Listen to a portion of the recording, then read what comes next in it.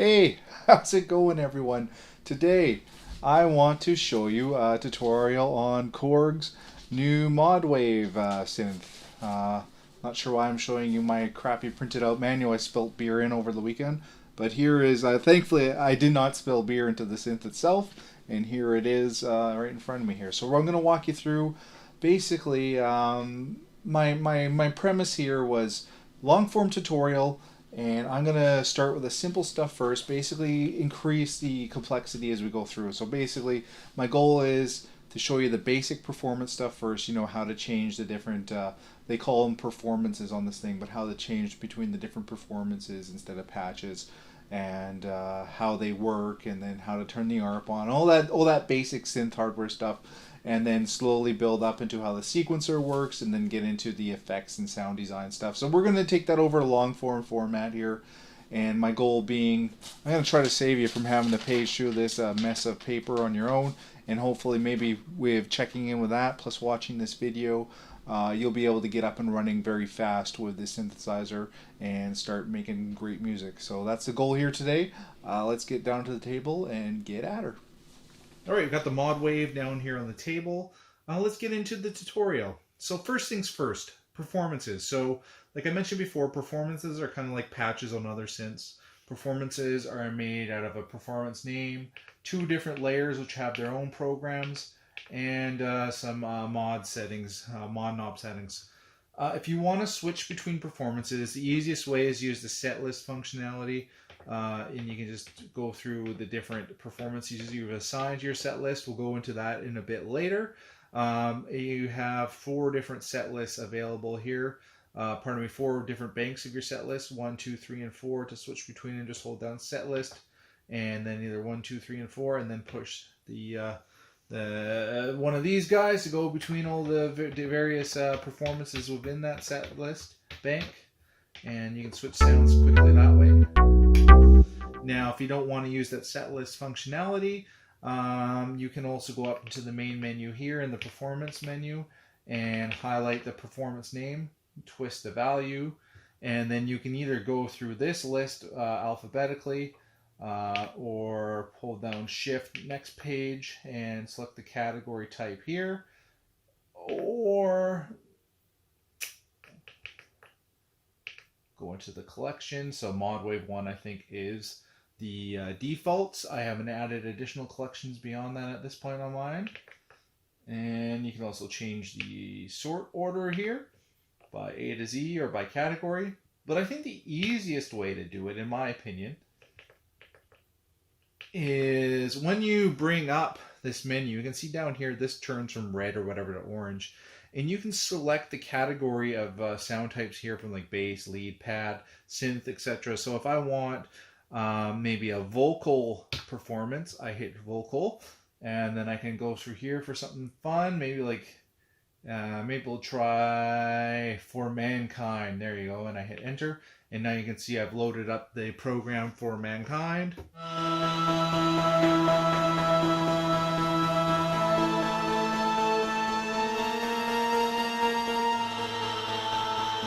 now I can start playing with that. So those are the ways you can easily switch between performances, is either use the set list functionality down here and pick one you've already assigned to a set list slot, or go up into the main performance menu here, highlight the performance name, twist the value knob, pick a category, in this case percussion, scan through this list till you find what you're looking for, and bang. Nice synth clap sound. So that's how you can switch between the performances easily enough. Now you can see with this performance, B says init program, and it's off. So right now this program is only using one layer. How can I tell that? Well, that layer light is on, that one is off, which is just telling me layer A is the only one enabled. It's not this. This one up here is just showing you which layer I'm editing, and I'm in for editing. The light below is what you're going to want to look at. So you're just hearing the clap. If I double press B, you can see the on light turns on, and I get that lovely initial program sound underneath it now. And a lovely key playing there. And if for some reason I want to turn off program A, which is the clap, I can just double tap that. I just get that initial program sound. And now let's say, you know, I've gone in here and messed around a bit. It's not going to save it till I actually save it. So if I load in a different program and I go back to try to find that synth clap one again. So how do I do that? Remember, I got to go up to here, twist a value, go to percussion, scan this list till I find synth clap. There it is, hit enter, and it's back to normal. So that's how the layers work. Let's go into maybe a multi-layer pattern here. What was it? One Little Martian seemed to have 2 layers. So you can see when I load it up, A and B are both enabled. We'll get into this maybe a bit later, but you know, I can mess around with the oscillator here. So that's messing around with layer A, and then if I want to do the same on layer B, I have to hit B.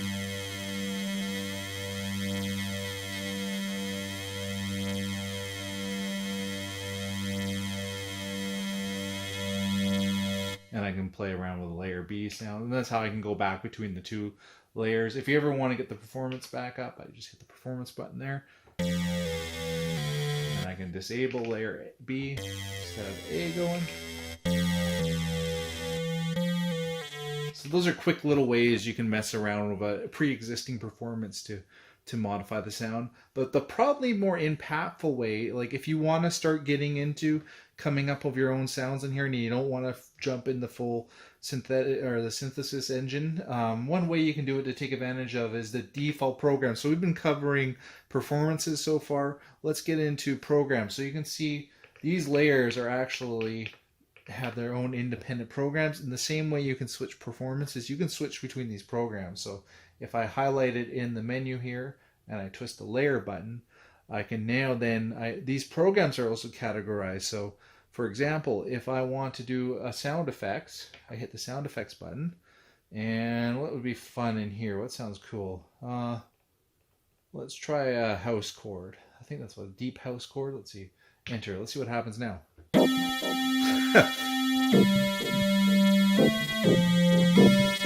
So you can see, you can come up with your own sounds by just messing around with these individual layers and use these pre-made programs that come with the device to mix them together to come up with your own sound. This is a very simple way to get into sound design on this thing without having to jump into the full engine of the synthesis on it. So you know what? Let's get it plucked. Let's come up with some. Hey, let's Cheese Wallace, sir. Sounds good.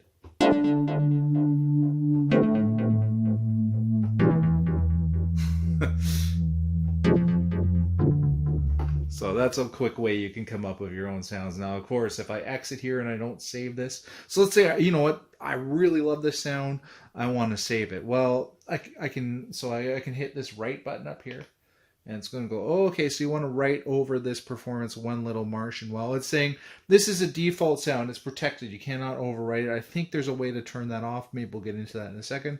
But the easiest way to do it is I can just, with a name here, I can hit enter, and I can call it Crazy Sound or something, you know.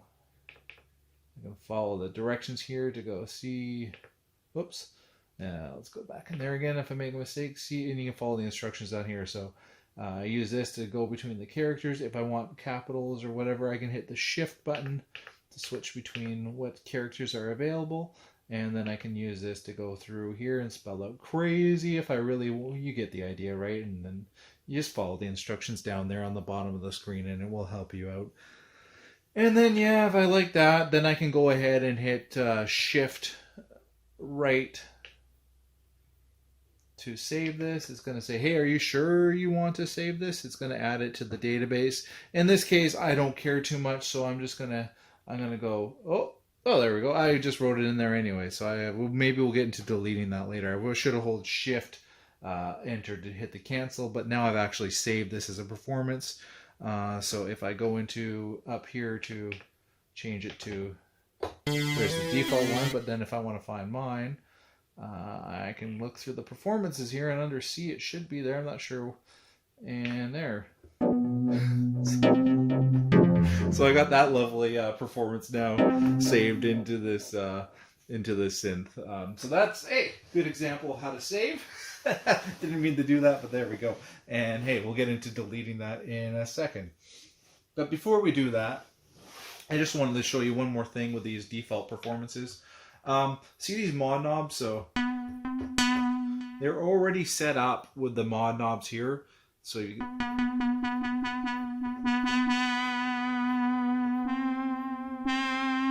when they developed these performances, they've already routed these mod knobs to basically sound settings that make the most sense for the sound. But that's another thing. Like if you play around with these mod knobs and dial in something you really like, you can save it so that that's the default settings for it, or a new patch. And I'll go into it later how you actually can route these mod knobs to different settings, or if you're building a patch from scratch, how to get those set up and named correctly. Yeah, so that's about it. The only other thing is the Kaoss physics. So you see this thing in there? That's the Kaoss physics. So if I fling that little ball around, it will bounce everywhere. So let's see what it's a way to modify the sound with the Kaoss physics. And you can see it slowly setting down. So you can set up, and we'll get into that a little bit later, the Kaoss physics settings. So it looks like right now they've set it so there's like a little divot in the middle, so the ball is always going to kind of find its way back into the middle there. And they've set up some of the, looks like they've set up some resistance so it slows down over time. You can set it where there's no basically resistance, and it will keep flinging around. I'm not sure if resistance is the right term. I'm forgetting my physics. Grade 11 physics at this point in time. Is it resistance? Maybe it is. It's yeah, having total mind blank on that one. But that's Kaoss basically.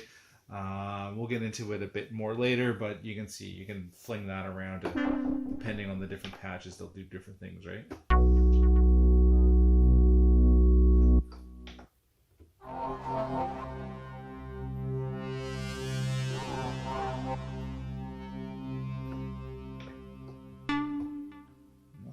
I think this initial one. So you can see there's a whole bunch of different settings you can do with the Kaoss to adjust the sound and also how it's going to react. Because that one has like a focus that moves around that the ball kind of has to stick within. So we'll get into that in a little bit, how to play around with the Kaoss physics settings. Friction was the word. I'm not resistance. Friction. You can actually adjust the friction of for how the ball will slow down if there's no friction or anything. See, it came to me eventually. Those brain cells are still kind of working on my head. All right, so beyond all that fun stuff, what else do we have here? Let's find a basic sound here. Close enough. I want a basic sound that has multiple layers for this demonstration, though. All right, should be okay. Bells, fair enough. The ARP, let's turn it on. So right now you'll notice that it's off, right? So I let go of the key, nothing happens. How do I still have dog hair around here? Crazy. Let's hit it again. That's not a great example. Let's see if we can find a better sound than that. Come on.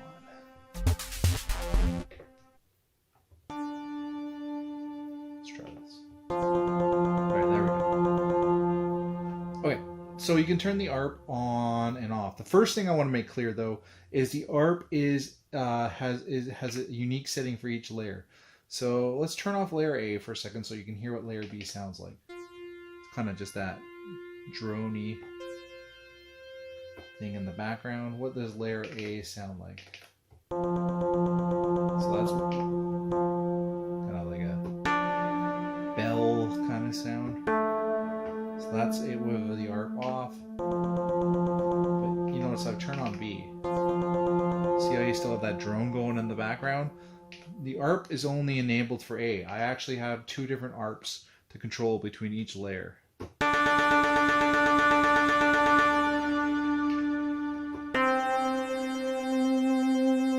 that's one way you can do a little bit of basic sound design, is take advantage of the ARP to morph kind of what's going on here. So you can see I have it on B, which is that in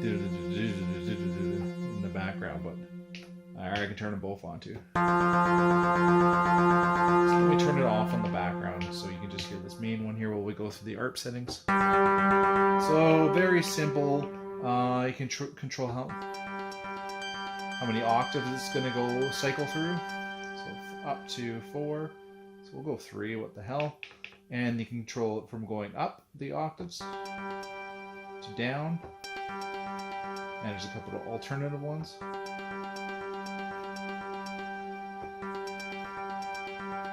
And then a random. I kind of like Alt-1. Let's go with that. And then you can change the resolution.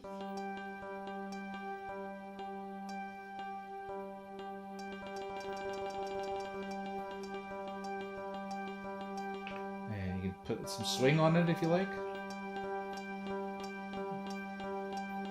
Sound. And you can add the gate, so basically how long it's going to hold them down. Doesn't seem to affect this sound too much. Different sounds will be impacted by the gate. Doesn't seem to make much of a difference at all in this one, so not a great example there. But some of them are much more impacted by that gate value. And then latch, so if you don't want to hold it down, right?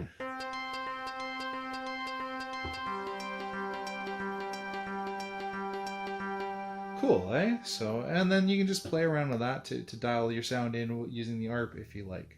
Of course, I can turn it on for this one, but just be aware, this one's not picking up the settings from layer A. It's doing it independently on its own, so you'd have to go in there and configure that separately too.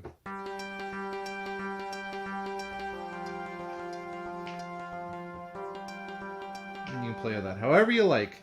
The other thing to note though is the tempo, right? So I can either touch it once and I can go in here and control it manually, or dial it in manually. The other thing to note is if, you know, see how it's going so slow with this, like I'm doing a fine adjustment.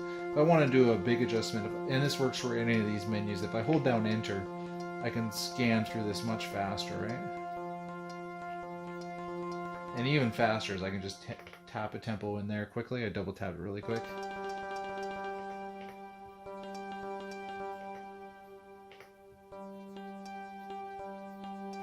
So that's how you can control the tempo on this thing and how the ARP works. So just be aware, the ARP is not universal. It's on the layer basis. So if you want ARP on both layers, make sure the ARP's enabled on both layers. And to turn it off, just go in there. We're back to normal, or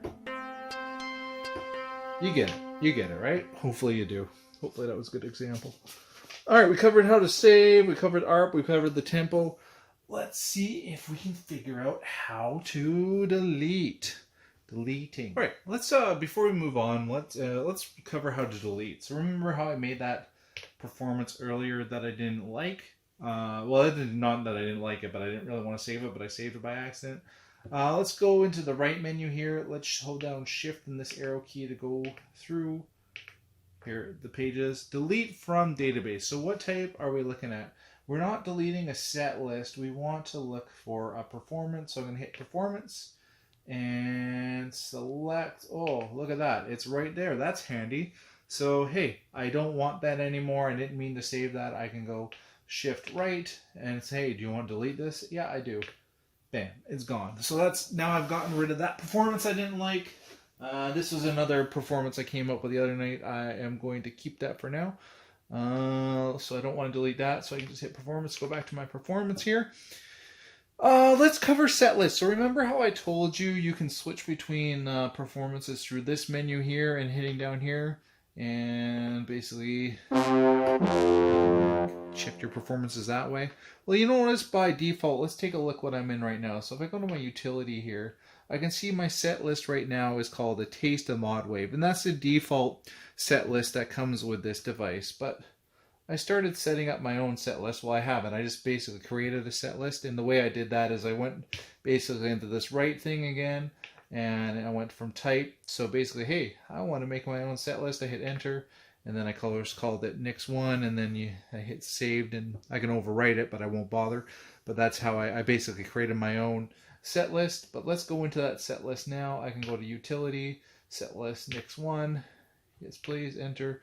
And now I'm in Nix1. So I hit the set list button here, and well, I haven't actually loaded anything into here yet. Handy, right? So the way the set list works is there's 4 different banks. To switch between the banks, you hold down set list and push bank 2, bank 3, bank 4.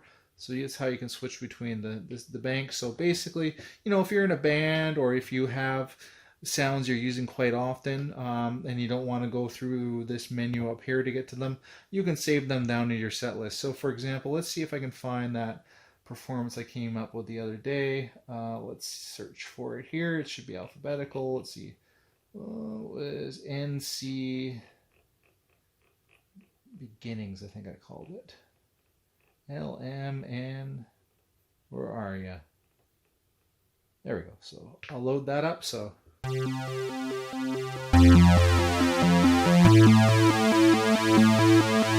cool. So if I want to assign this sound to a 1 here, I think I just hold down performance at 1, and that should, oh, that didn't do it. Bring it up again, sorry. Should have tested this. I actually haven't done this yet. See, I thought, I got this. I figured it out. No. Let's try it again. How are we going to do? Oh my God. And I save it under user. See, I was smart. I saved it under user, so I can find it under there quickly. Bring it back up. Let's go ahead and go right type slot, slit with slot, enter A1, and I hit right and confirm.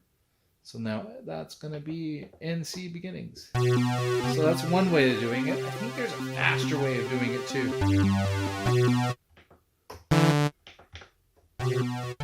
Let's try a different way here quick. Use your words. Okay, that's kind of scary. So if you want to skip all that nonsense I just showed you, hold down the right button, push the slot you want it to go into, and you can see this same menu comes up that you just saw. Press right to execute, yes please. And it's going to say, hey, are you sure you want to do that? Yes, I am. So then you can see 1, I have, whoops, let me fix this. Get this back in focus here. Under 1, I have my slot I saved manually, kind of. And now under 3.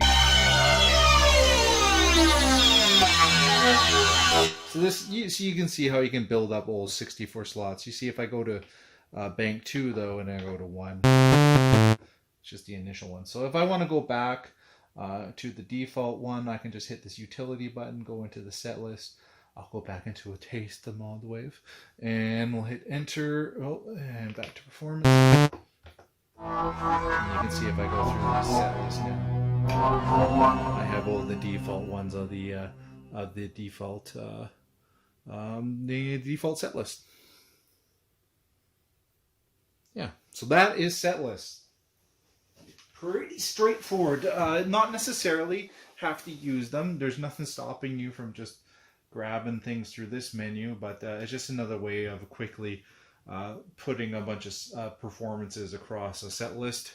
Handy, you know, if you're in an actual band and you have performances lined up and you need specific sounds for specific songs, you could line up your set list here with the actual set list your band is using at the performance. Or if you're just a guy in this basement like me, if your sounds you like to use quite often, you can set them up in there with the set list. It's just a nice to have feature. We've covered deleting.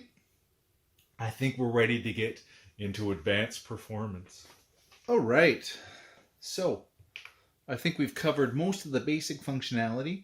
Let's get into the sequencer. So, you know, of Korgs, my experience with the Korg sequencers comes from the vocal line. Basically, the vocals have a simple 16-step pitch sequencer on them with some motion sequencing that can be captured, basically tracking, moving the dials around and all that fun stuff. This one comes equipped with something Korg is calling motion sequencing 2.0. And what that is if we can go into the sequencer view here, if we hold down Shift and 5, which is the sequencer view, you have actually a whole bunch of different sequencer lanes, they call them. You have a timing lane, you have a pitch lane, you have a shape lane, and you have sequencers A, B, C, and D. What I'm going to cover right now is the pitch lane and sequence A, B, C, and D. So the pitch lane is pretty simple.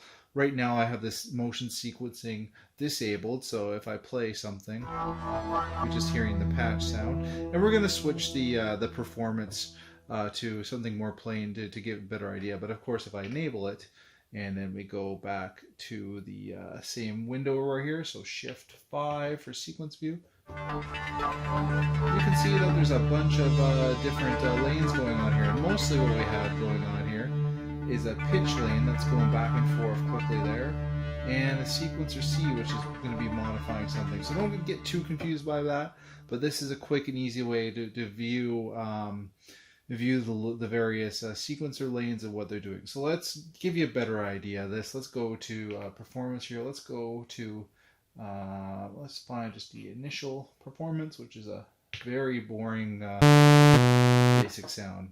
And if we go to, even if we enable or disable motion sequencing, there should be nothing there yet. So let's just check that to confirm. Remember, Shift 5 to see the sequencer view. And yeah. So it is running, but there is nothing there to actually do anything. Okay, so let's go ahead and set something up. So let's say we want to record, a pitch sequence. So let's go record here. So under motion sequencing, hit record.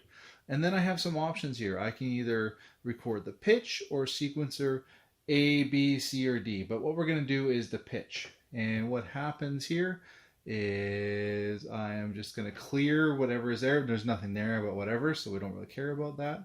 And let's go ahead and hit enter. So now we are going to start putting in some pitches. So let's just put something very basic in.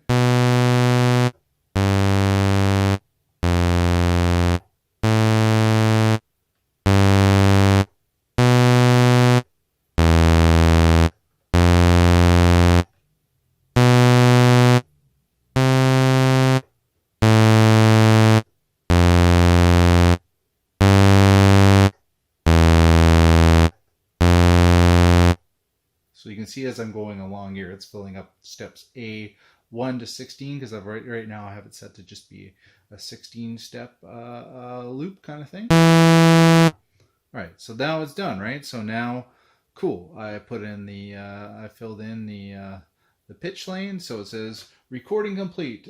Press the back arrow to go back to the previous step or any other key to exit. So I've recorded in a simple pitch lane there, and if I pull down the key now,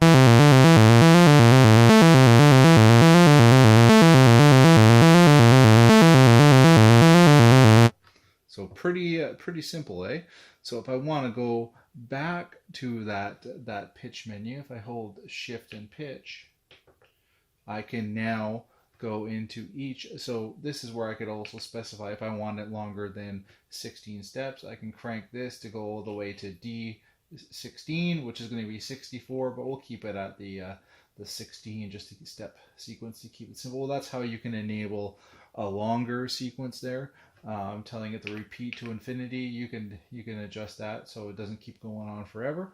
But we'll keep it on infinity, and this is where you can enable the shape lane. Right now we'll keep it off, just to keep things simple as well.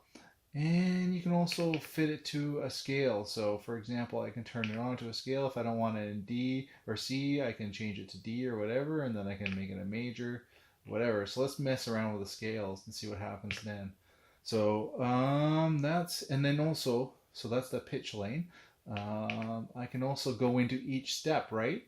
So there's step 1, 2, 3, 4, 5, and I can adjust each step individually that way. And yeah, and I can also add a utility.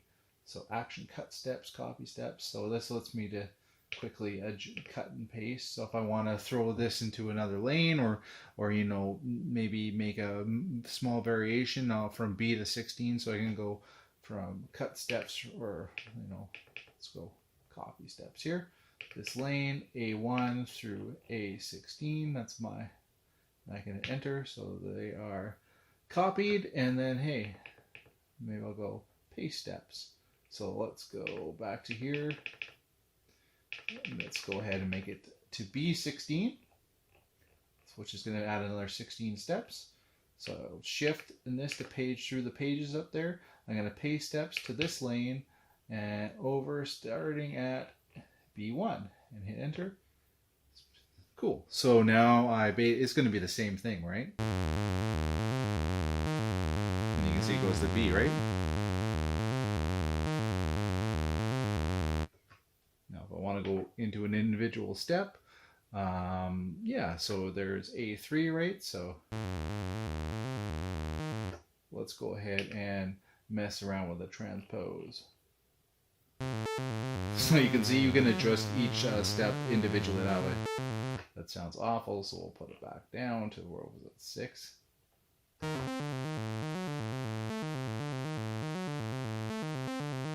So you can see basically A3 is going to be different than B3. So you can go through all these steps and adjust them however you like, right? So it's a quick way if you don't want to do it, you know, step by step that way. You can go into this one and modify them here too. So that's the pitch lane. It's pretty straightforward with that stuff, and that's how you can put in a pitch sequence. But it's still pretty plain, right? So let's go ahead and go back to our performance menu here. Let's go ahead and turn off hit the record button here. And let's go, so that's our pitch lane, but we have A, B, C, and D. So let's go ahead and record something into sequencer A, right? So it says sequencer A is already used for general purpose modulation. Press enter to clear the data. Sure, because I haven't actually done anything in there yet. I'm not sure why it's telling me that. I guess because it thinks it's doing something but it's empty. Yeah, clear everything out, please. And then cool. So it's telling me it's clean. So it's ready to record. Push play a note to start. Hold the note until done recording. So it's going to keep on cycling through it, right? But say, you know, if I wanted to play the filter through this, right?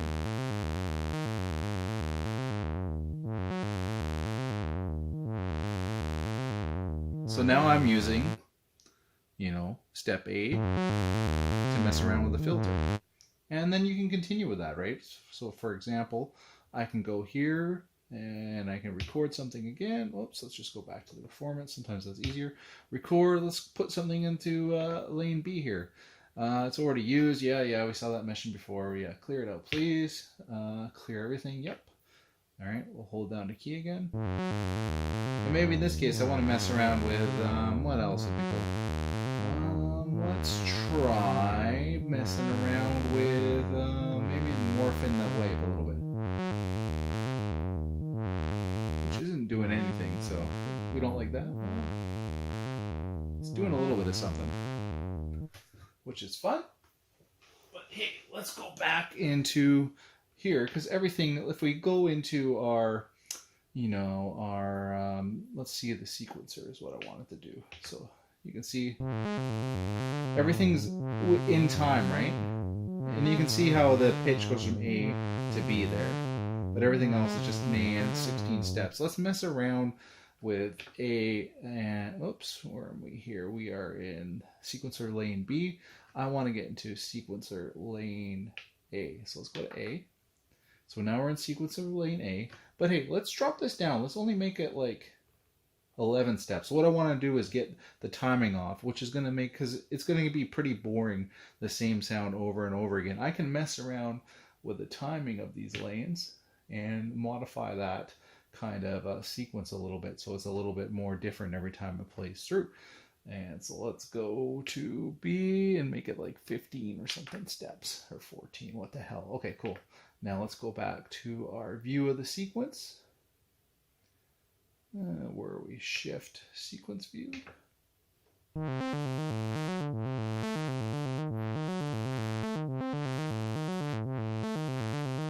a little bit different there, and you can see how they're ending and they're looping back.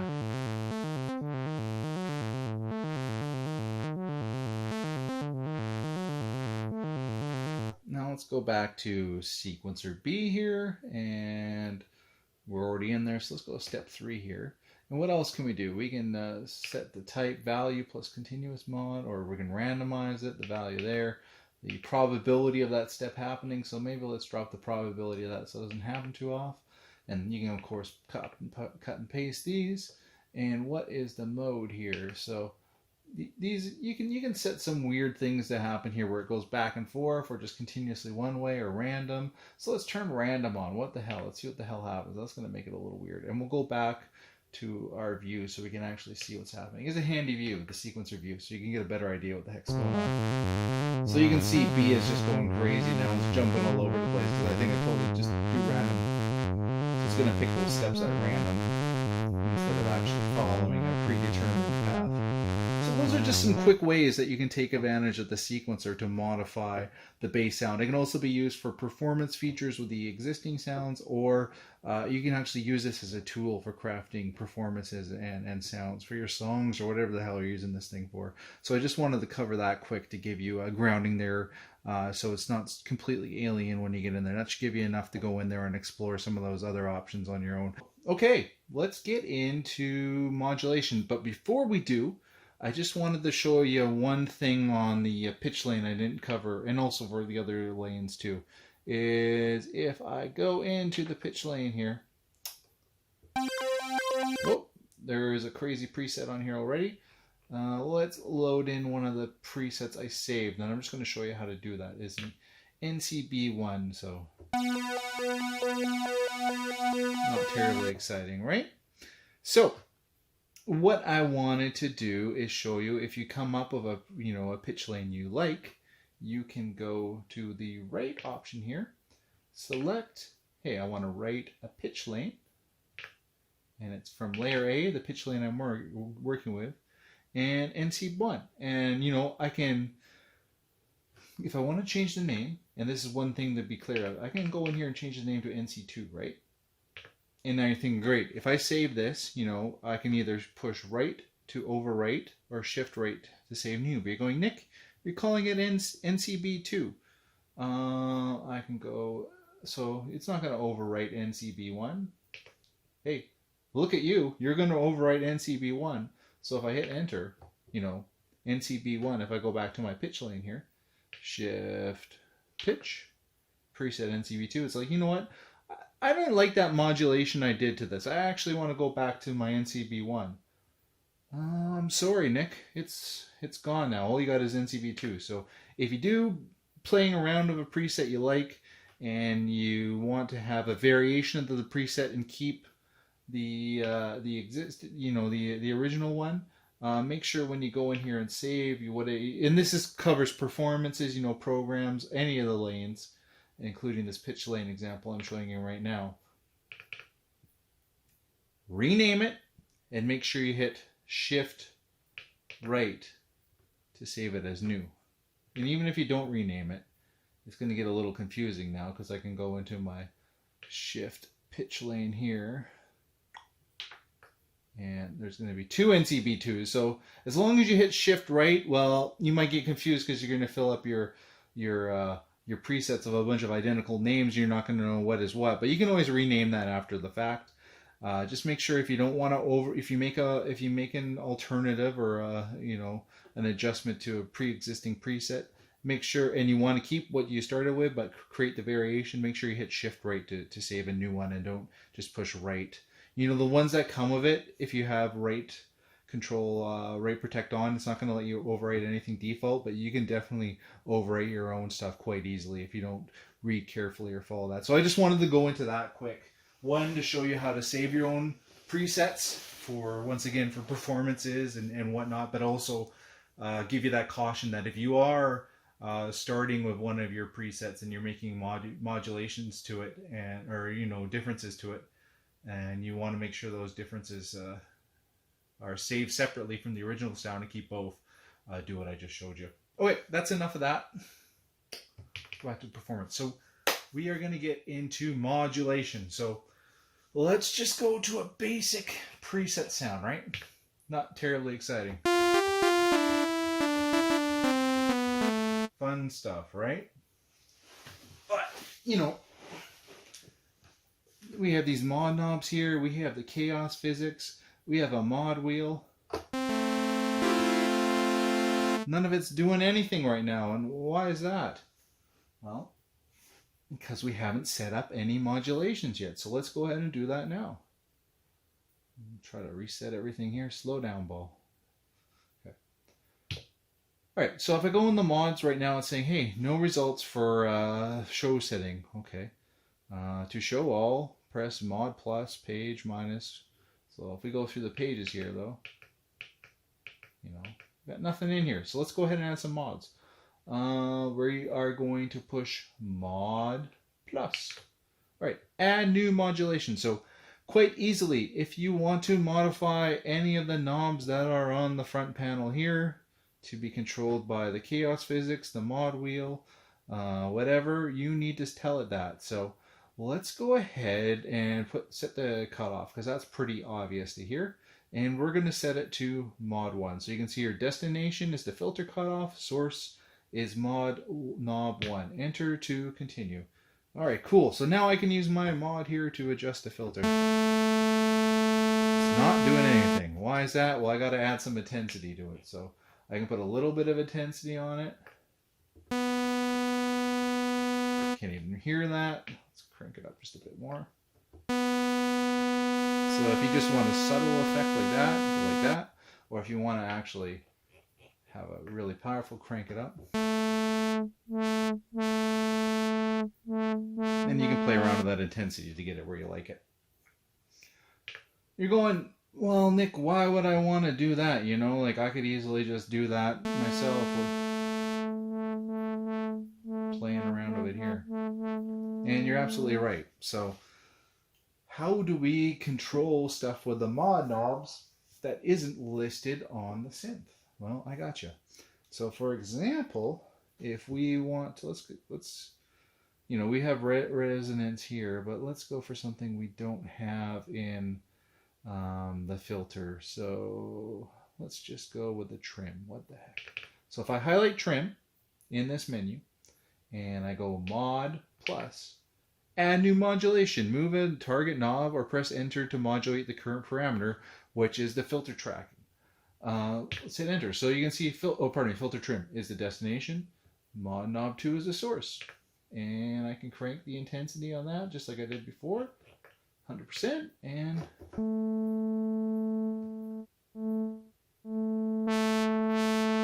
so now, if I really wanted to dedicate these mod knobs to filter options, I could do that for the other 2 knobs there too and go with that. But so you can use these mod knobs as a quick way to control things like these as performance, or dive into these menus like I just did in the filter. Just twist something here and I can then highlight what I want to adjust with a mod knob, mod plus, hit enter to select that as a parameter, and then twist the mod knob I want to use. Cool. So that covers 1, how to set up mods, and 2, how to set up things against the mod knobs. Let's take a look at the Kaoss physics next. Let's go back to our performance menu. So you can see I flick my finger in there and the Kaoss ball goes all around, but nothing's actually happening to the sound. So the same way I just set up, probably cut out that belch. I apologize for that. But what we were covering is the Kaoss physics. So what I was demonstrating before I nearly lost all that seltzer water I was drinking before this is basically, you can see that the Kaoss physics is going nuts in there. That ball is flying everywhere, but nothing's actually happening to the sound. What if we want to use that Kaoss physics to modify our sound? Well, we need to go add some mods. And let's set it to, let's set it to the morph. Sure, what the hell. And we'll set the source to be, if I drag my finger on the x-axis, it's going to come up as Kaoss X. If I drag it on the y-axis, I get Kaoss Y. So let's set it to X. Let's enter that in. Let's give it a lot of intensity so we can hear it. And let's go back to our performance. You can see as that ball moves across the x-axis, it is playing around with morphing the wavetable we selected, which is, let's see, it's not going to actually show us in there, but if we bring up the analyzer here, you can see as that ball sweeps slowly, it's messing with our wave there. So, and then of course it's going to slow down, and we're going to get into how to control the physics itself in a second. But before I did that, I just wanted to show you how you can actually use the X and Y value of the physics to modify sound. So we set the X. Let's go ahead and set the Y quickly so you can see again. Remember, mod plus, to add the mod, what I'm going to select, what should we do? Let's do the A-B blend, because I can show you something quickly on the sound design. We can skip ahead some cheat notes, some cheats for the next section. And what it was, I think, test my memory here. I think I did Y, or I think I did X. Let's set it to Y now. And we'll crank the intensity on that. Oh, hold down, enter, cool. Nothing's actually happening, right? Well, I need to actually go in here and set A, B, and let's set a crazy wavetable for B here, something unique that we're going to hear. Let's do a triangle, sure. And tweaker, sure. Let's go back to our performance here.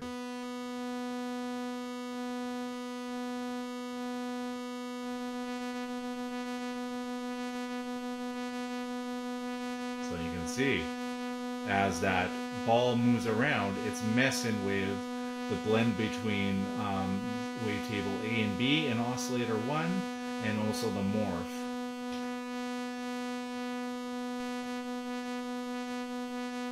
Cool stuff. So it's, you know, I've never seen that on another synth, and I'm going to get into it a bit more now that you can see how we can actually use it to affect the sound. How do we control this? Well, if you don't want it, you can double turn it to turn it, or double click on it to turn it off, and you can see physics off. You can still use it as a mod surface at some point to manually control it beyond the mod wheel. And I'll show you how to do the mod wheel. You set up the exact same way. We'll do that in a sec. So, or you can set it, hey, also if you don't want to be kind of like dragging your finger all over it all day, you can also set on here, hold position on. So if you can find a sweet spot you like, so you can use this as a kind of tune or a way to adjust the sound, and it will stick there. It won't just roll back to where it needs to. We'll turn that off for now because we're going to get into that in a second. So we'll turn that off, and we're actually going to re-enable the Kaoss physics. Oh, as I shift position here, give me a second. Okay, so physics are on. If you don't want to get into all these menus, there's a whole bunch of presets you can play with that will have different effects. This is what's called high mountain, and basically it's gonna drop a whole bunch of stuff in there for you. So if you don't want to get into the next couple minutes of stuff, you can just stick with the presets. If you want to modify this yourself, tilt. So when you're thinking of Kaoss physics, think of it as a flat surface, and tilt, it's the bar table with some walls around it. Tilt is when you got one of those, go to the bar and one of the legs is shorter than the other one, or is wonky, and the table tilts one way, maybe it tilts to the left, maybe it tilts to the right. Wait, that's X. So you can mess around with that tilt. Or, Y. So you can tilt it, however you see fit with X and Y. As you can tell, I haven't done graphing calculator a long time. I'm in trouble. Y is up and down, X is left to right. If I'm right, hopefully I'm right. Friction. All right, let's get back to a default that doesn't have the high mount, because I'm going to go over the bumps and stuff in a sec. So now we just got our flat table. It's perfectly flat. It's perfectly aligned. There is no tilt, but friction. Let's turn the friction off. Well, just like physics, if there's no friction, the ball's going to go forever. The same speed. It's never going to slow down. But if I put a bunch of friction on there, well, it's going to come to a stop pretty quick. So that's what friction does. Time, I think, you can make it slow, so even though friction's high. I'm not quite sure what time does. Oh, okay. Let's turn off friction. So think it's just the flow of time. So even if I fling it, it's just going to take a while to get going. It's just a way of control, it looks like. Another way to modify how the physics works. So let's put a bit of, not that much friction. A little bit of friction. Okay, cool. This is where it gets a little bit more interesting because, yeah, you can tilt the table a little bit, you can add friction. But, hey, I want to bump, you know, I want to put a cup or I want to make a whole, you know, mountain in the middle of my table. Well, you can see now I'm trying to get the ball over it. I can roll over it because the shape is called gravity. So I guess, oh, that's interesting. So it's going to kind of rotate around it like a planet. I don't know. There's a whole bunch of different shapes, right? So it can be a steep, and I can make it like an incline, or I can make it like a divot in the table where the ball is going to just eventually roll into it. If bang, and it's going to get stuck in there, and you know, so it's like if you had like a, you know, divot in the table that the ball is always going to get stuck into. You can make it a small divot, or you can make it a big mountain, and so you can play around in that. Or you, if you really want to get fancy, remember we can mod a whole bunch of stuff. So I can go mod plus, and so I'm going to use the bump height, and I'm going to assign it the mod 3 just to be fun. So just remember, you know, you can use the traditional kind of music stuff you usually use to shape your sound, or you can take advantage of these mod knobs to do crazy stuff like mess around with the Kaoss physics like we're doing right now. I'm not sure if you'd want to do this, but you can, which is nice. I like options. So, you know. And then I could even have something modulate, you know, set an LFO or something to control modulation that makes this go crazy, right? Maybe we'll get into that a bit when we get into sound design and the LFOs. But that's fun. So that's Kaoss. I'm not sure how deep you want me to go into it. I think you can go in there and play it yourself. The other options are, of course, the position, the shape. The edge pass-through basically makes it where there is no wall, so things just keep on going around. You know, if it goes all the way to the left, it pops up on the right, and if it goes all the way to the bottom, it pops up on the top. So you can have it either that way, or you can set up some walls, and then the walls can be bouncy. Make them bouncy, or like padded, where the ball is not going to bounce off the wall, or just kind of neutral. So those are your controls there, and that's Kaoss physics for the most part.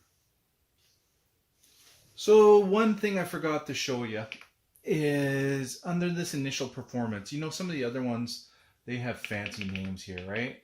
We just have mod knob 1, mod knob 2. I want to give a cool name to my knobs. So I went to the mod, paged through it till I got to the mod knobs. A couple options in here. So you can have polarity control. So if you only want positive values out of your knob, you can do it there, or if it can go positive and negative. But if you want to rename them, you can go in here, change to whatever you want.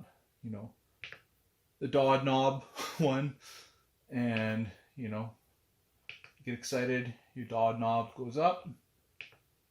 You know, if you jump in some cold water, you might get some shrinkage on your Dodd knob. I should concentrate more on the tutorial than bad Dodd jokes.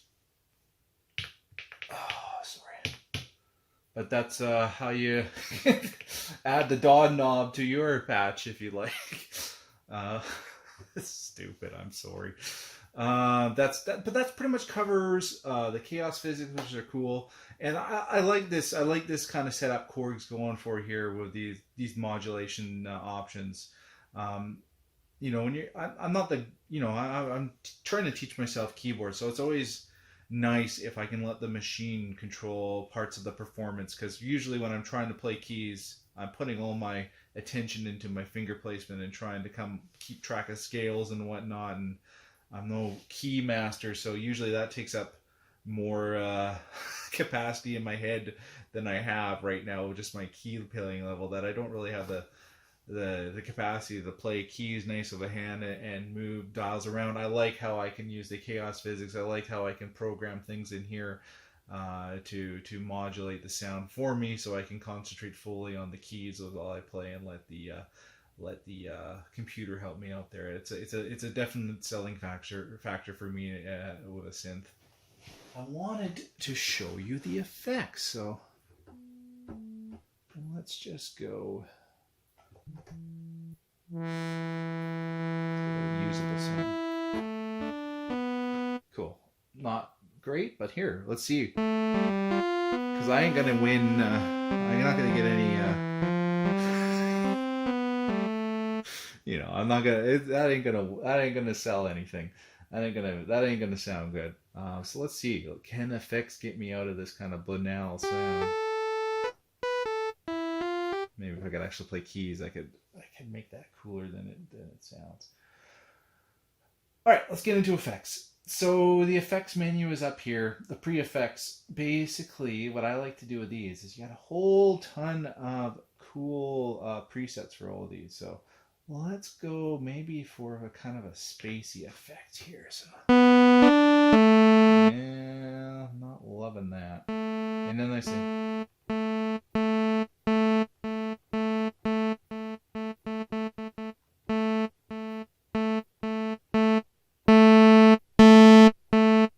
you can hear how they sound as we go through them.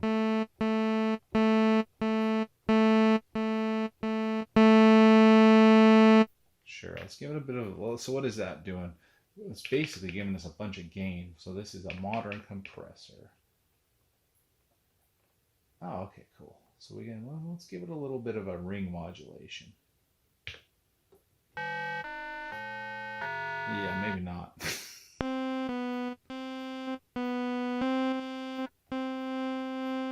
I want to go for kind of a spacey sound, so that tremolo might help.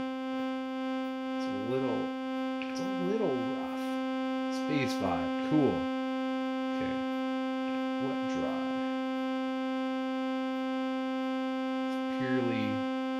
Let's add a little wet to it. Okay, doesn't sound good so far, but we'll give us a second here. So under the mod effect, what do we got? Chorus. Ooh, the black phase, black chorus. I want to get kind of a spacey thing going on here. Yeah.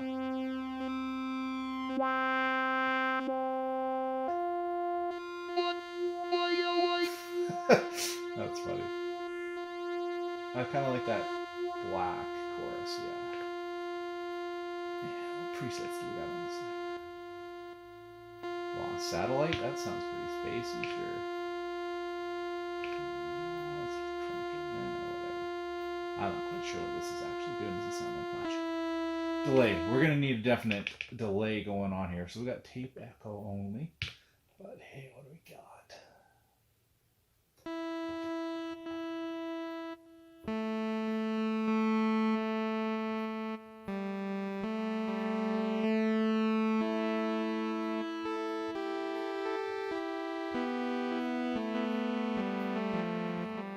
Close.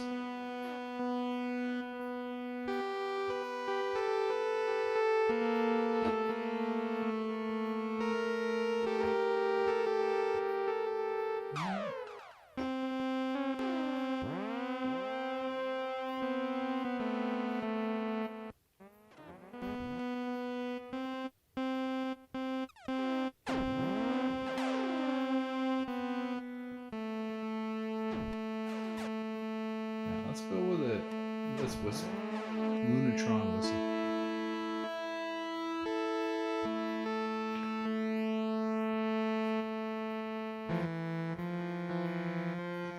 What are other options we have on this delay? Cool. Well, let's give it a bit more time and a lot more feedback.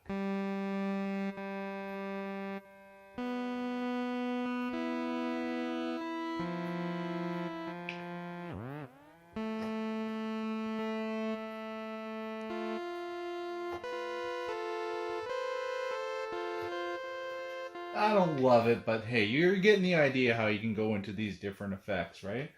And we can turn them on and off by double clicking them. So if we ever want to turn them all off and get back.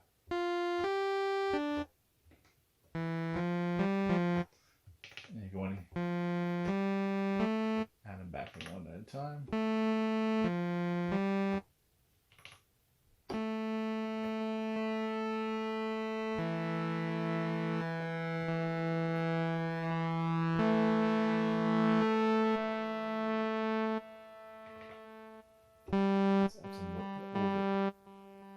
Some reverb. Is there any space kind of reverb going on here?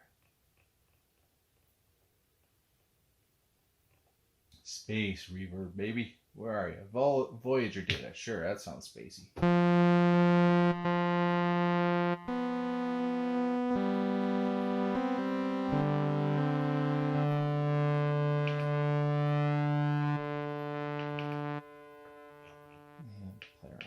And this is also where you could use a mod knob to get in these, because yeah, you might want to control these. Like, well, let's do it for maybe the time. Let's go to our mod, add one here, and basically we're going to want to modify that, because I'm not going to want to click through all those menus and mess around on that when I'm playing. But hey, maybe I just want to jiggle one of the dot knobs and and affect that. So let's see how that works. Oops. Yeah, sure. What the hell.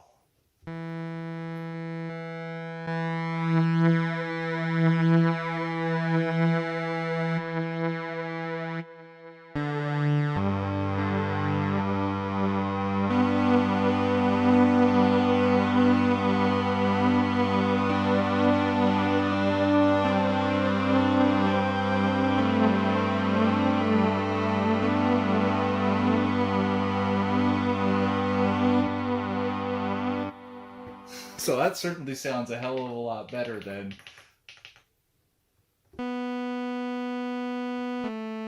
That's not exactly what I did, but it's a lot more impactful when I show those effects against it, eh?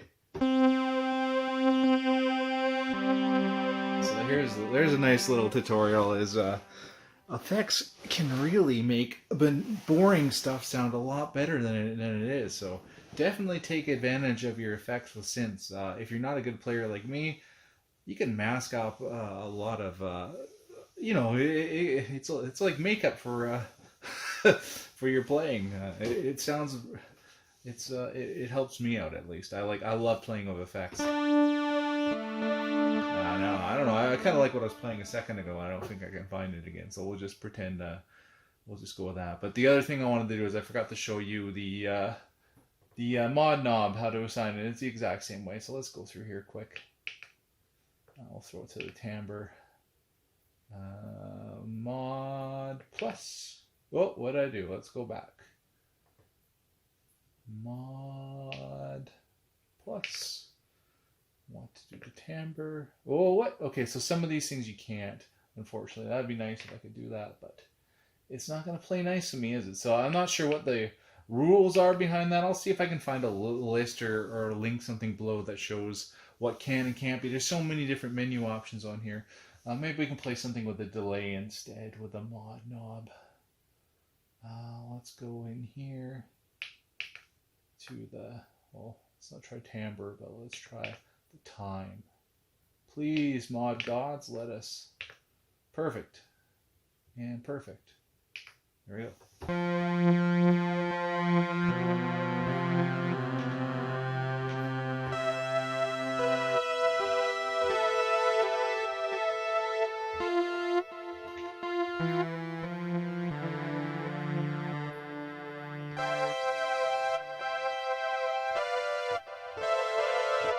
I'm not gonna get it again. I'm not gonna try to force it. It's sometimes you just stumble across something that sounds good for a couple seconds and you can't ever reproduce it. That's part of the fun of this hobby, is doing that and then bashing your fingers against the keys, trying to do it again. And yeah, anyways. All right, we are getting so close to being done. What I wanted to cover finally here was, let's just refresh this to the initial performance. Was a little bit about sound design options. Now, like I said, disclaimer here, I have no experience beyond the last couple of weeks with wavetable synthesis. So, like I said, I'm not going to be the best resource for helping you understand wavetable synthesis. What I'm hoping to achieve here is show you the sound design options that wavetable synthesis gives you on here, so you can start exploring it yourself, just like I will be doing after shooting this video. So let's get into it. So what sound engine do we actually have going on here? So remember, we have two different layers. So that allows you to develop basically two different patches and have it part of a performance, which is kind of the main patch on this thing. But in this, right now, we are just going to handle layer A. We're not gonna throw a bunch of layers on here and make this more complicated than it has to be. Now the first thing I want to do here is I want to get into oscillator 1, right? And I can hit wave, select, and it can show me the wave table. But right now, oscillator 1 and 2 are both, I believe, you can see the level here. So I've messed around with the level here. This is messing around with the level of the noise, which we'll get into in a second. You can also control the level of the various oscillator 1 and 2 here. Let's go ahead and turn oscillator 2 off for now, so all we should hear is oscillator 1. The simplest sound design on this thing is it contains some samples, and you can go into the sample, which is a DWGS sine wave. I think a digital waveform generative synthesis. I don't know. That's my guess. That's probably completely wrong. Don't hold me to that. And then there's a couple ways here. So I can go through here to get the bass sounds, lead sounds, pad sounds, synth sounds. And so you can just play this as a sample device, like a Digitact, or I think you can do chords with this. Or a vocal sample or whatever. So you got a whole... So you got some guitars. And stuff. What's funky? With that funky, where'd it go? Percussion. There you go. Got some gongs. You know, and that's where you're hearing probably some of the drum loops. I'm guessing on some of the default performances, there probably maybe have a, you know, like a drum like that with an arc on it. Maybe not just like that. Maybe I'll slow it down a little bit. There's a machine gun. Oh.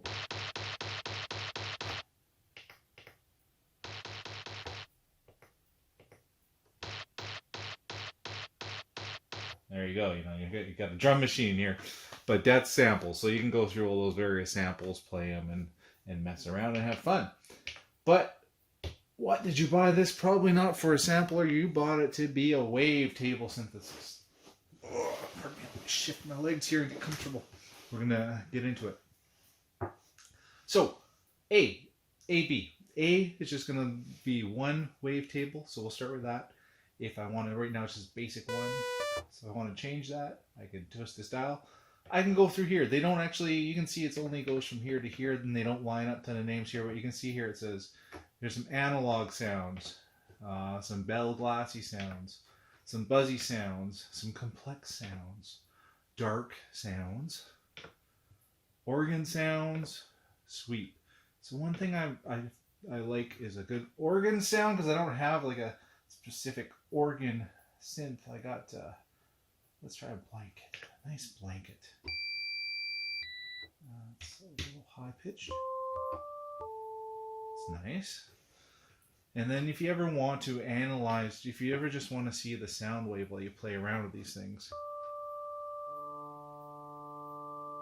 it's nice to have that built into a synth and be able to mess around with these dials and see what it's actually doing to the wave or the sound.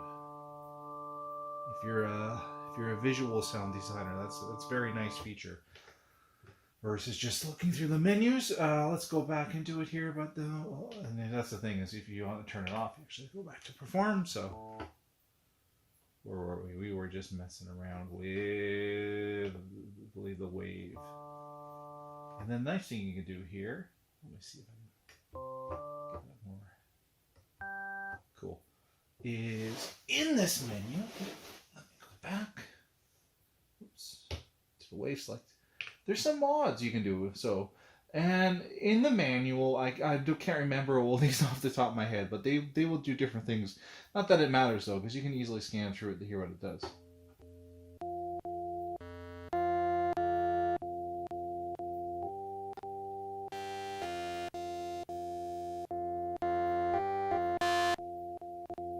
So you can use these will mod basically the wavetable in various different ways. I apologize that I don't remember what all of them do, but there is a page in the manual that basically spits out what all these are, and I'll put in the editor here what page of the manual it actually is, so you don't have to look through the whole damn thing. Maybe I'll throw a list up on the screen while I cycle through all those.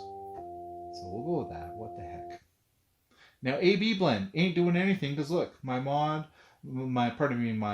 setting right now is just on A. But if I go here, I can add two different wavetables, and I can control the blend between the two of them to make basically its own unique sound, right?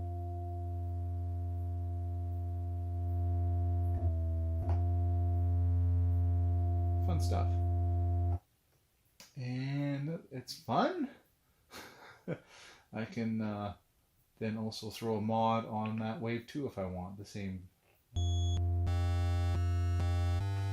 Alright, sorry about that. I was just, I had to check the manual quick because I just wanted to remind myself what the envelopes do with the oscillators, because there's a pretty new approach to me to use an envelope with an oscillator, at least with a wavetable. But checking the manual again, basically the attack will by default control this position knob. So if I hear it there, so let's make the attack really short. See how it goes up and down really quick? So basically it's going to sweep up quick and sweep down a little bit and then land right where the sustain is, and then release. It's going to, well, the release is pretty on the amp, it cuts it off, but if I had a little bit there, it would sweep down even a little further. But let's push that attack out and you're going to hear it sweep a little bit before eventually, here, we'll make it a bit more of a steeper drop to so you can hear that slope down to the table.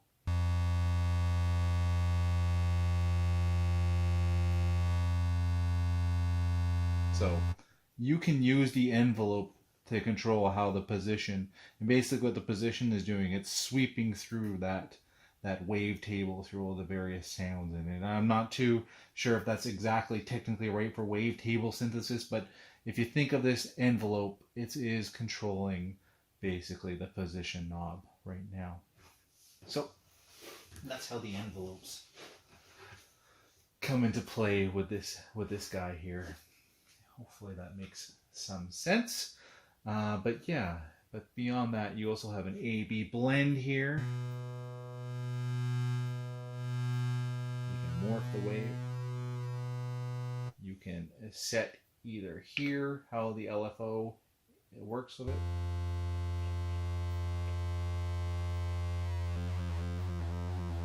Or under the LFO menu, you can go oscillator 1 morph.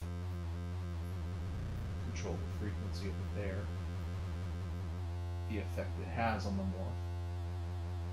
And also in this menu, you can, we're skipping ahead to the LFOs here, but I think it's a good time to talk about it. You can also affect the offset of the LFO and the curve, and also the wave.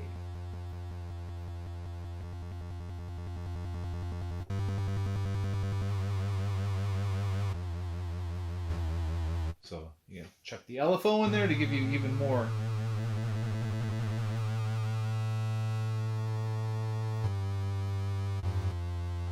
options. And then, yeah, of course, the levels. So, of course, I had oscillator 2 off before. I can dial that in. I can also add some noise. Now the noise type is square if I want to change that. Triangle wave, some white noise.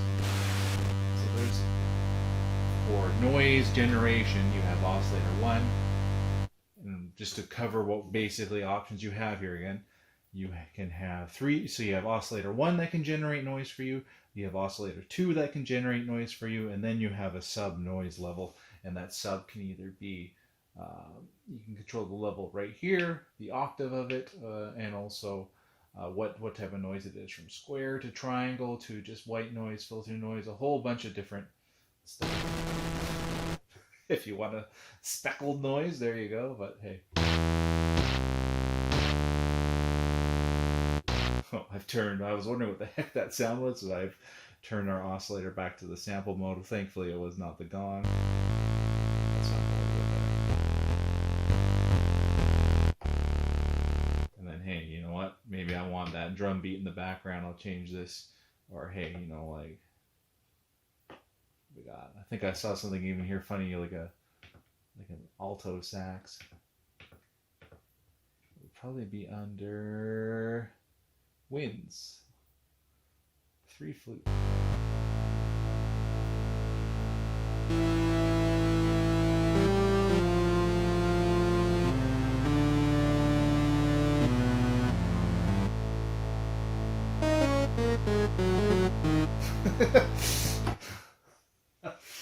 Oh man, I suck at the keys. But there you go. You can see how you can throw in samples and wavetables together to come up with some fun sounds there. That's about all I got for you on the oscillators. Filter is pretty straightforward. You can easily filter through the various different types of filters with this one. Or if you want to pick it specifically, you can grab one from here, just like the other ones. That doesn't sound good, but...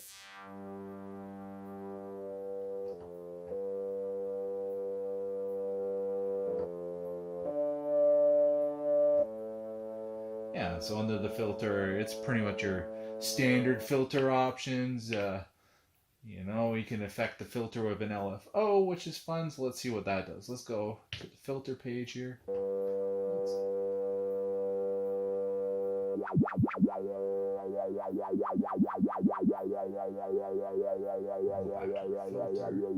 can actually control what the LFO is doing. Filter LFO envelope velocity. Cool. I'm not seeing what it's doing besides just messing with something. All right, one thing I was running into confusion when I was doing the tutorial that I just wanted to cover quickly, and I'll probably chuck this in, is I wasn't quite sure. Like I could see that the LFOs were defaulted to various things. Like for example, the filter had a default, the amp had a default, the oscillator LFOs had a default. But you know, I was like, well, how do I change that default? It's done through the mod that we covered earlier. So for example, if I want to add a modulation to something, like say, you know, I want the oscillator 1 LFO to modulate the position. I pick the position because by default I think it's doing the morph or something there. So and then I just hit oscillator 1 LFO and I hit enter, and then I can apply some intensity to that, and that's great. I can hit performance.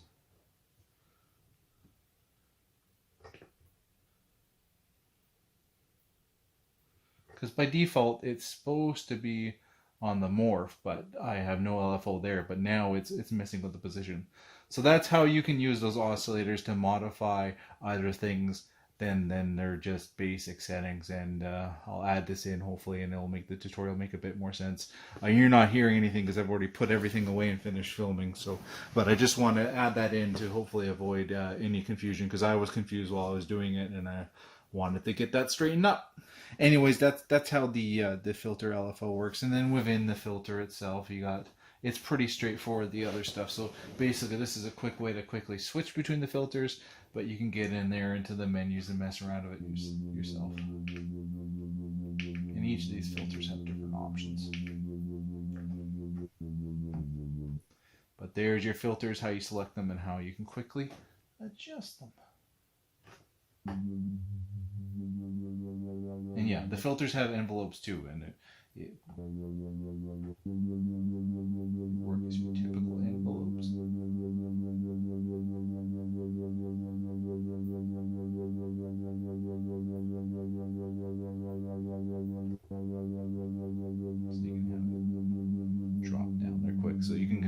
filters of an envelope. You can control them with a whole bunch of different things.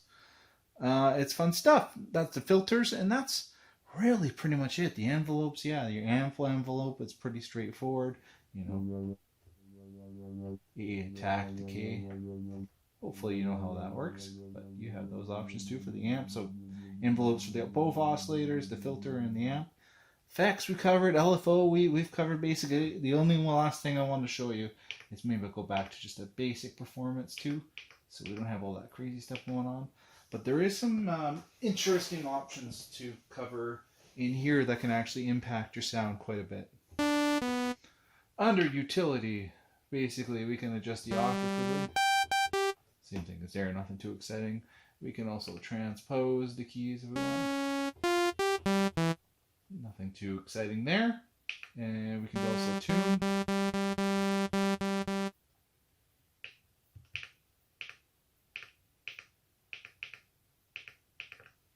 It's the wrong menu. Sorry. What I wanted to show you was in this menu. We can control the sound of the different layers if we want to, boost them or lower them. So that's how you can do a little bit of mixing between the two layers. That's important to know, especially if you're doing a multi-layer program. You can control the velocity in these. So basically you can set the highest level of velocity, the lowest level of velocity, and between layer A and B. Same for keyboard zones. You can control the notes that are available to play.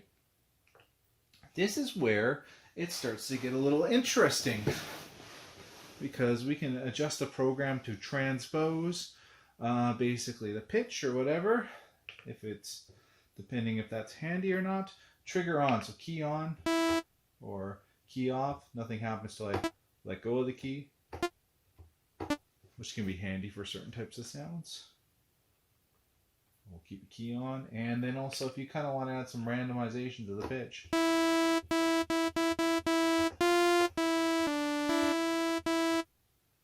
crank it up a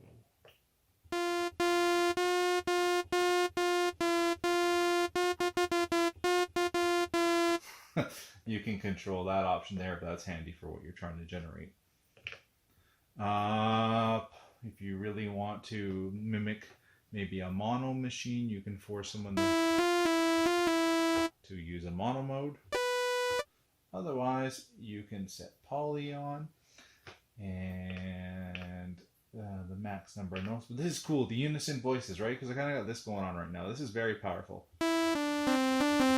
I can have like unison voices before. Right now I'm going to, I think the max notes or voices is 32, so you're going to use up your max voices a lot faster this way, but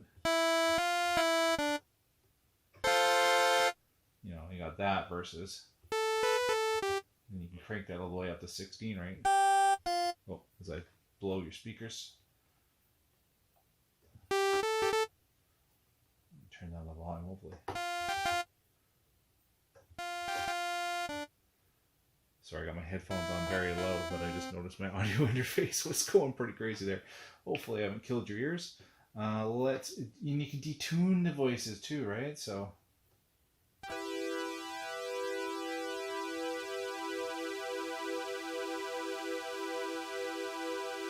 can we mod that? That'd be cool if we could mod that. Yeah. Yes, we can. Awesome. Let's throw it into Kaoss. That's fun. See? Lots of fun stuff we can do here. It doesn't sound. It was going to be funner than I thought it was going to be. It doesn't sound. It didn't come out, but hey, we learned it's possible. Maybe I'm putting too much intensity on it. But that's quite different than this. I haven't even gone into any. Basically, reset the patch from what we were doing before. I haven't gone into any of the sound design options really yet, but even in this performance tab, you can, quite a drastic impact on what you're doing, and start you off of a basic sound that you can then play with. And that's pretty much it. This is also handy because depending on, I can turn off this, right? And if I'm hooking this into a computer or a MIDI track, I can then, have layer 1 basically be on 3, and then I can go into layer B and change it to 4 or whatever, or 2, and then you can then have two different MIDI channels working at the same time. So you could have different sound on A, different sound on B, and kind of use two different sounds at once to make music, or to record something that you have set up in a DAW, or to cover something that I like to do sometimes on the PC. I can record two things at once. I can send a bass line to layer 1 and maybe a lead to layer 2, layer B. Have the lead on the channel 2, and then have the bass line on channel 3, right? And then so I can use, if I was trying to record something on here, I can double up my efforts if I don't need to use both layers for a specific sound. So I can record two different sounds at once. If there's 4 or 5 MIDI tracks, it's only going to take me 5 passes through the song to get it recorded with this, versus if I could only record one MIDI track at a time, it would take me 5 passes through the song to get it done. All right, guys, that's about all I got for you. So hopefully you found that useful. Hopefully now you can use this big tome of manual for reference checking. You don't have to spend a couple evenings of your life reading through it. You can now grab the modwave and get right to making cool sounds and music. Or if you're thinking about buying it, you have an idea of what this thing can do without throwing down $1,000 and hoping it's good. Meets your needs. Anyway, as always, thanks for coming by. Thanks for everything. Throw anything down below in the comments, and I'll get to them as I can. And just thank you guys, and I look forward to seeing you at the next one. And take care of yourself, and see you all soon. Bye now.